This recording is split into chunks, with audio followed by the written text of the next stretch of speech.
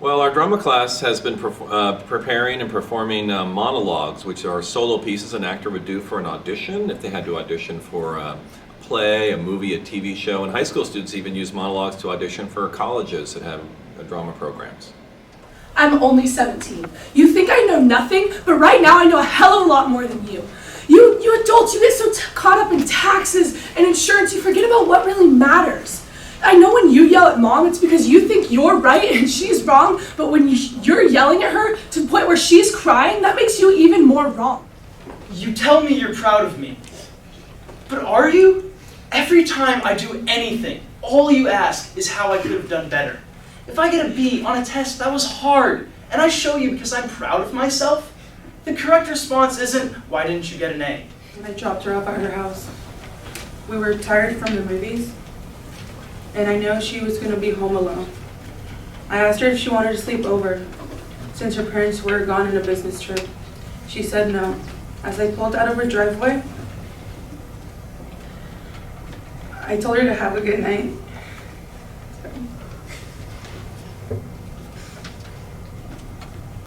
I told her to have a good night, and she responded with, "Thank you for everything you've done," and had. I am so tired of not speaking my mind. I swear you never treated me right, ever. Don't!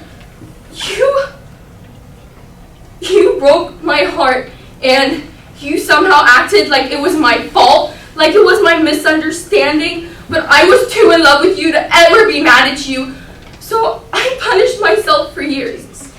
People from all over the world come to see my work. No one can believe that a 14-year-old boy like me can do what I do. But sometimes I want to be normal. I mean, sure, I like being called a great artist and stuff, but I want to be normal too. I'm never at school because my parents are always taking me out to do these art galleries, and I have no friends. Barely anyone even knows who I am. I just want to form study groups and be on sports teams. I want to do what normal kids do, but I can't. I'm an outsider. Okay, as I was saying, you have a bump, an itsy bitsy, teeny, tiny little bump. Enough with the bump. You're going to turn into an old lady if you keep this up. First with the shooting arthritis, then the case of ingrown hair. Enough with the bump. Seriously, my hand is exactly the same. Oh my god. I have a bump too! Hurry, call 911. I think it's spreading. Because I want my family back. I want my parents back together. But of course, I'm just a teenager, right? I don't know what I'm talking about. At least that's what my parents say. That's all they can agree upon. But it's not like I don't see them arguing all day and all night. And then one day, it just all got silent again. And I looked out my window, and I saw my dad get into a taxi. And I thought he was just late for work and forgot to say goodbye. But I haven't seen him since. All I want is my family back. But of course, nothing ever goes my way. Becky? Hey Becky, it's Jimmy. You know my friend Johnny, right? Yeah, well, Johnny's having a party Saturday night. It's supposed to be pretty cool. And I was calling to see if, I get it if you don't want to, because I know you and Kevin just broke up, but I was calling to see if maybe you'd want to go out to the party with me tomorrow night. Oh, cool, sweet. Alright, I'll pick you up around 9.